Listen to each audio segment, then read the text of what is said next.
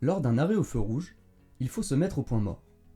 En effet, cela permet de gérer deux facteurs. 1. Le facteur humain. La crispation des muscles qui nous fait risquer de caler au démarrage.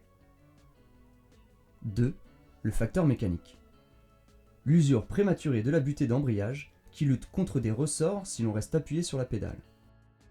On profite du temps d'arrêt au feu pour effectuer une prise d'information sur notre environnement à 360 degrés.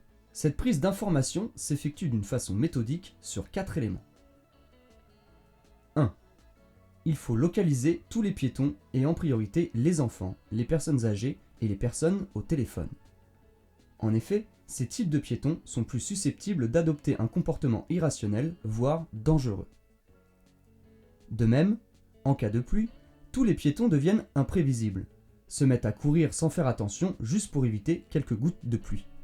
2.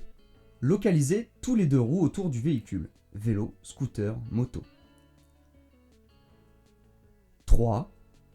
Localiser ensuite les autres usagers pour déterminer leur intention et ou leur trajectoire.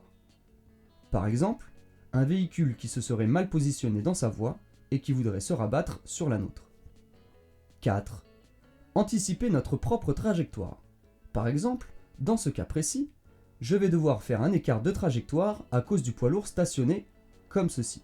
Cela permet de relever les risques que l'on va rencontrer et donc de mieux les prévenir. Enfin, surveiller les pictogrammes piétons de notre feu tricolore pour éviter de se faire surprendre par le passage au vert.